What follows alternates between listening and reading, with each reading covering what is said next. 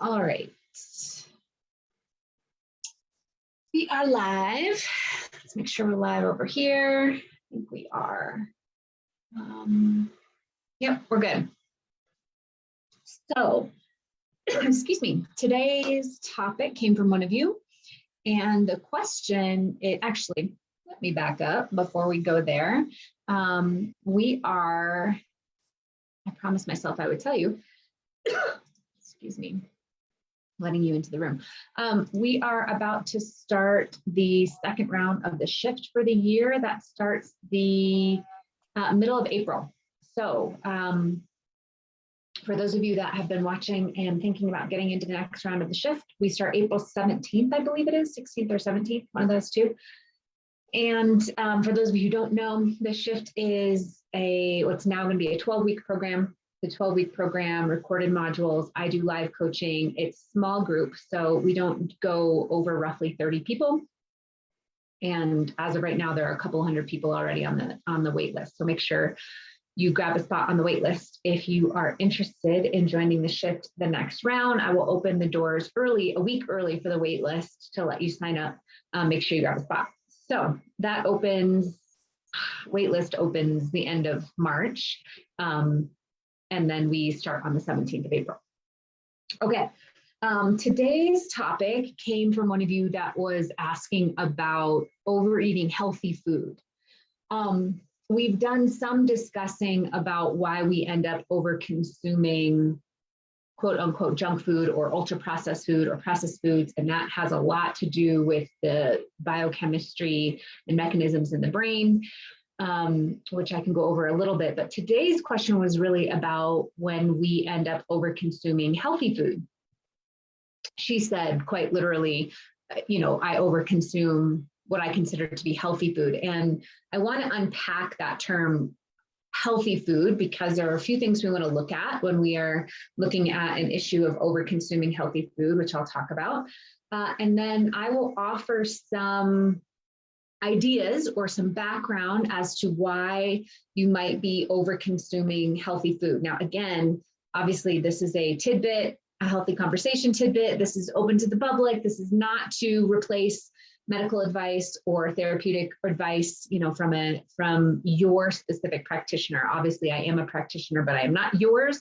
So there is a lot of context and background that we would need to examine.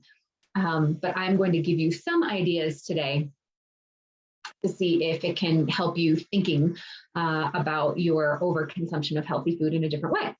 So when we're looking at, let me just set the groundwork by saying when we're looking at an overconsumption of food in general, and I'm using the word overconsumption on purpose because first of all, in her question, she said, I overeat healthy food, right? And when we're looking at overconsumption in general, I want everybody to understand that as an evolutionary adaptation to keep us alive, our brain is constantly seeking out food, calories, nutrients to keep us alive pretty much all the time. Because for so much of history, there was food scarcity, not only food scarcity, but also climate and temperature concerns, meaning we were at risk for freezing to death quite a bit. And so as a biological adaptation of that, the biology had to figure out how to keep fat on our bodies. And those two things combined, for most of history, we have been at risk of dying from either freezing to death and or famine, right? And so the adaptation of that is that the biology is really good at always trying to figure out where our next dose of calories is coming from. So at just our baseline level, the biology is always seeking out food. It's something that we want to remember. So that's kind of number one. Biology is always seeking out food. This is why in my programs and my teachings, we talk about the importance of finding a way to manage your food intake intentionally so that we're not accidentally over consuming, because because the biology's adaptation for always seeking out food combined with our current modern food environment, which puts us at an over access to food all the time. Number one, an over access to food. Number two, an over access to a ridiculous number of choices of food. And then, of course, if you leave your house and go outside to pick up food in any form, you are being overfed from a energetic need standpoint, right? The portions at restaurants, you know, the quote portions that were served at, whether it's a fast food restaurant or a sit down restaurant, we're being overfed consistently. And that's a topic for a whole different day from a consumer standpoint of what they believe that value is. And so they overfeed us so that we think we're getting value for our money. And then we end up over consuming calories. Totally different day. I will not go down that route, but just know that not only are we already designed to seek out food all the time, but then you combine that with our modern food environment where we have access to food much too easily with many choices and a tendency towards, you know, larger portions and all that stuff. And you have a recipe for some, you know, overconsumption, right? I often say, if we're not paying attention, we overeat food. That's the way that our environments are set up everywhere around us. The access to it is too high. There's too many options. There's too much food being served to us. And our brain is always seeking it out. So you put all that together. And what I try and teach is a way to be intentional about an appropriate amount of food intake that feels good for us, right? That's not overfeeding our bodies, okay? So laying that baseline that we are set up to eat food, that's kind of level one. Then let's layer on top of that. If we're going back to the question of why might I overconsume healthy food, let's layer on top of that. So one of the first things I look at, and I don't have time to go over it all today, but again, in my courses, we do talk about this a lot, is if you are inadvertently in restriction or trying to underconsume, right? If you're not feeding your body enough calories to make your body feel safe, I'm just gonna simplify it and say, if you're not feeding your body enough calories to make you feel safe, it will then kick up those cues to eat more and find food for fuel, right? Because if your body is continuously getting the message that it might not get enough food, it's gonna rev up those cues to overconsume. There's a lot to say about that. There's a lot of mechanisms in that. I do go over that a lot in the shift to make sure everybody understands what that means. But that could be layer number one is, are you accidentally or on purpose underfeeding your body so that it's now kicking up the mechanisms to make sure that it gets enough food to feel safe, okay? So that's kind of layer number one when we're looking at over consuming, quote, healthy food. You may not be getting enough food overall because you're trying to restrict for dieting purposes. And I'll just say this one last thing about this for anybody who's not in my programs. We have been fed a false narrative about what it takes to, quote, lose weight and keep it off. And most people have a perception that they need to be restricting calories far too low in order to lose weight and keep it off. And if we're in that state of mind mentally, you're doing your body a disservice and it is actually working against you. So that's layer number one. Then we want to look at when she says, I'm over consuming healthy foods. It's important to look at what exactly we're talking about, because the overconsumption of carrots is different than the overconsumption of, let's say, peanuts or walnuts or almonds, right? For obvious reasons, the peanuts or walnuts or almonds carry a lot more caloric density. And while they're considered a, quote, healthy food, and by all accounts they are, remember that when we were hunter-gatherers, we didn't have access to like the giant jar of peanuts that you pick up at Costco, right? You know, when we were hunter-gatherers, we had to, get the peanuts, gather the peanuts, shell the peanuts, all of that kind of stuff. There's a lot more work involved in eating a peanut. And so while that, peanut offers and provides a lot of nutrients, we didn't have the same amount of access to it that we do now. And peanuts are one of the foods that we can accidentally overconsume pretty easily because it's so high in fat content, and fat content can be very desirable and satiating at the same time. So when we're talking about I'm over-consuming, quote, healthy foods, we want to take a look at what kind of food is it. So things like avocados or peanuts, or like if you're doing the, quote, keto diet and you're using heavy cream, things like that, while they may be considered healthy, we want to do two things. Number one, we want to take a look at the form in which we're eating them. Peanut butter is not the same as peanuts, right? And peanuts is not the same as roasted and salted peanuts, okay? So when we're talking about is a food, quote, healthy, and I'm using that in quotation marks because you know me well enough, I don't really like to label the food as healthy or unhealthy or good or bad. It just, we got to understand the context with which we're eating it in and whether or not it serves us or not, right? So if you find yourself, deep in the peanut butter jar, we've got to ask ourselves, well, what else is in that peanut butter, right? Because stopping eating peanut butter when it's Skippy peanut butter that has sugar and oils and salts and things added to it is much more difficult than stopping when you're eating, let's say you've gone to Whole Foods and get quite literally pure or unprocessed peanut butter, which is literally just ground peanuts in their own natural oils. You can taste the difference.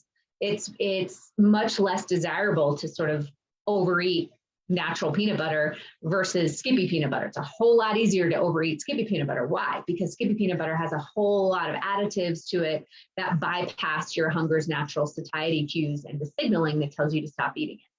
That's one of the things we want to look at is what are the healthy foods? If it's an actual, bag of almonds, are they roasted and salted almonds, or are they, just dry roasted almonds without anything on them? And you'll find that your tendency to, quote, stop changes depending on how the food is prepared. So we look at that. And when I said sort of like avocados, is it an actual just an avocado that you're just eating an avocado, or is it guacamole, right? Where it's been ground up and mashed and you're usually eating it with some other, vehicle to get it into your body. That changes the amount consumed based on how the food is, quote, prepared. So we take a look at that. And then we start to look at, for instance, avocado. Avocado is really, really high in fiber. And if you're just eating a straight up avocado, you can only consume so much of it before the fiber in your body will make you feel so full that it's difficult to eat more than that. And so my guess is you're not overeating like 4 avocados, because it would be really hard to do that with the fiber content in an avocado, which is naturally created that way to provide satiety and say, okay, I've had enough nutrients to satiate me, and now I can move on to something else. Okay, so we look at the actual, quote, healthy food. Now, if you're over consuming things like carrots or broccoli or cauliflower or, things like that, which I don't hear nearly as often. In fact, I rarely hear that people are over consuming things like that. Quite literally, when people say they're over consuming healthy food, they'll say things like, well, grapes and strawberries and peanut butter and guacamole and, that kind of stuff. And those kinds of foods, while yes, they're nutrient dense, they do hit some of our taste bud receptors that allow us to, consume a lot of it. So where I'm going with this is the last thing we look at is our emotional connection to food, right? And so there's many people who, for whom food is fused with either numbing behaviors or dissociating behaviors or emotional void filling behaviors, things like that. And food becomes this way to fill an emotional void or dissociate from a situation or numb so that we don't have to feel something. And in that case, we can sometimes overconsume, quote, healthy food because the food is not really being used for nourishment or caloric intake at that point. The food is being used for something else emotionally. And so we can bypass those cues.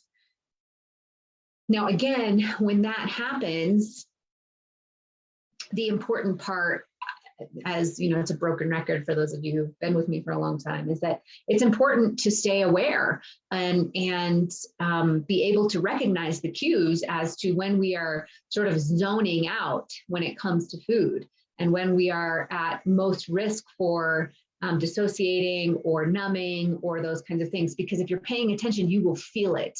You will know when you are not engaged in the eating process and continuing to eat for reasons that don't feel good to you. Most people describe this to me as feeling very frantic or panicky or dissociated, or it sounds like things like, I was standing up in the pantry and before I knew it, right, XYZ was gone, or I wasn't even aware of it and I ate the whole bag, or when I started eating it, it felt very difficult for me to stop and I couldn't stop doing it, or those kinds of things where there's this almost either franticness to it or loss of control to it, or even I wasn't even present. I was completely dissociated from it, right? Those are the types of cues that allow us to know that this is not for nutrient purposes. There's some emotional stem or emotional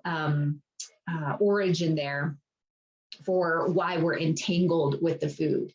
And I guess I'll just say this as a blanket statement. If we have an emotional origin there, it's not going to be fixed by trying to control the food intake. We have to actually go further up the line and look at either where that emotional origin came from, or when our body energetically was what I call in a check engine light, when our body energetically was telling us, hey, something's off kilter here.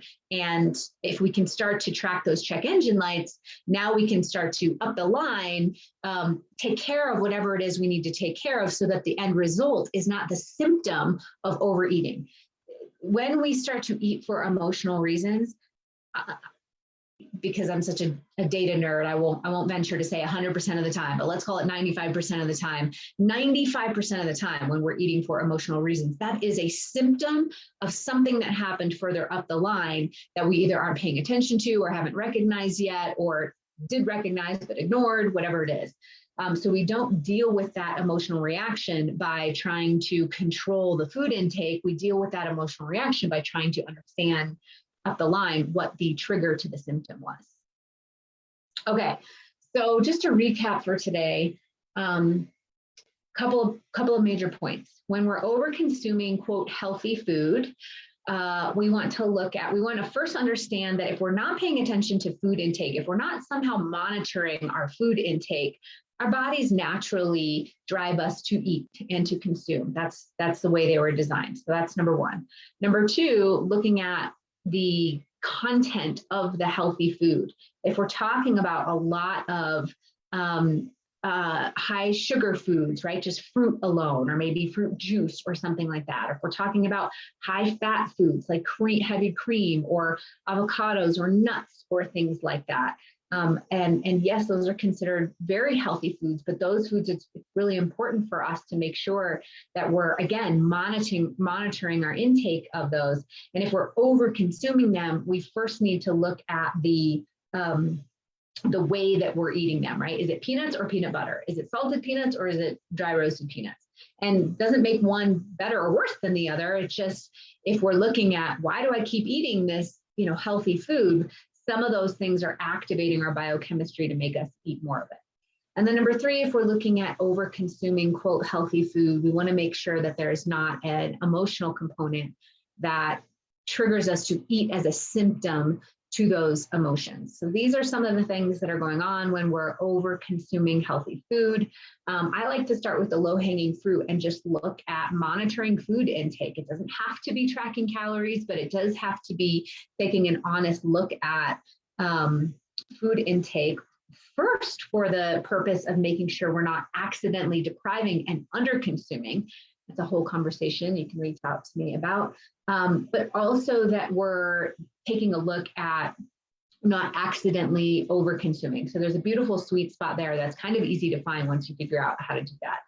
All right, I hope that answered your question about over consuming healthy foods. And again, I suppose I didn't offer a way to stop over consuming the healthy food necessarily, because it's important to understand which one of those variables we're getting stuck in, because depending on which of the variables we're getting stuck in, that will drive the answer for how to work with it. We can't just make a blanket statement of, oh, well, stop eating that food, or, make sure that you restrict that food, or whatever it is, until we understand sort of the origin of the symptoms. So, all right, I hope that answered your question for today's healthy conversation. Any questions on that, either in the Zoom room? I don't see one on the Facebook group. We're good there.